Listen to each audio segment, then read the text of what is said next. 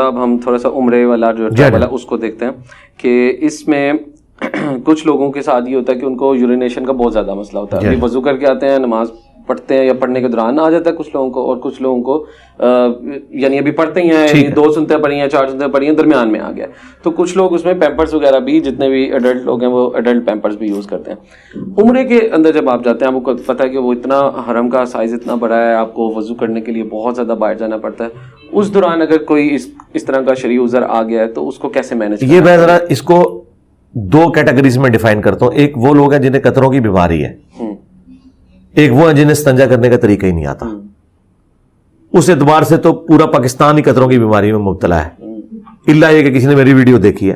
دیکھیں, پیشاب کے تھوڑی دیر بعد قطرے کا آنا وہ نیچرل ہے, کیونکہ پیشاب کی نالی میں پیشاب موجود ہوتا ہے, وہ انڈر گریوٹی تھوڑی دیر بعد نکلتا ہے, اس سے استبرا کہا جاتا ہے, اور باقاعدہ احادیث کی کتابوں میں محدثین نے اس کو ٹاپک بنایا ہے.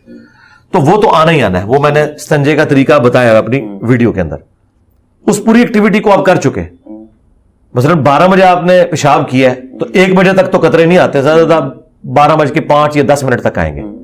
لیکن اگر آپ 1 بجے جماعت ہے اور آپ جناب 12:55 میں استنجا کر رہے ہیں اور ساتھ ہی وضو کر کے 1 بجے کھڑے ہوتے ہیں تو ساتھ ہی قطرہ آ گیا ہے, تو سرکار آپ کی نماز نہیں ہوئی, اور نہ آپ شرعی مریض ہیں, آپ دوبارہ وضو کریں گے. آپ پہلے ہی اس کا پورا اہتمام کریں کہ ضروری ہے کہ آپ نے وضو سے پہلے جا کے استنجا کرنا ہے.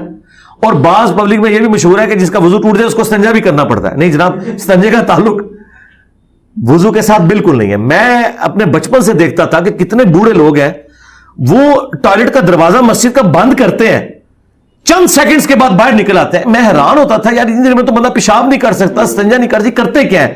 وہ جب بڑے ہوئے تو پتا چلا کہ وہ صرف استنجا کرنے جاتے ہیں, اور وہ یہ سمجھتے ہیں کہ اگر کسی کی ہوا خارج ہو گئی ہے تو اب اس نے استنجا بھی کرنا ہے.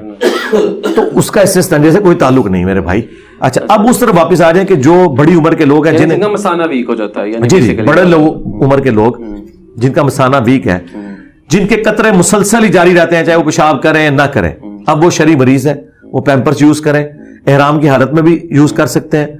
اور اگر زیادہ بڑا ایشو نہیں ہے, انڈر ویئر یوز کریں, اس کے اندر ٹیشو پیپر رکھ لیں, تھوڑی دیر بعد ٹیشو پیپر بدل لیں وہ, اور جب زیادہ وہ گیلا ہو جائے کوشش کریں وہ اتنا ٹیشو پیپر رکھیں کہ اس کا جو گیلا پورشن ہے وہ انڈر ویئر تک نہ پہنچے, تاکہ انڈر ویئر بھی نہ دھونا پڑ جائے. ٹھیک ہے, تو وہ جو ایک وقت کی نماز پڑھ رہے ہیں نا, وہ ان کی نماز درست ہے, بھلے قطرے آتے رہے ان کا وضو نہیں ٹوٹے گا.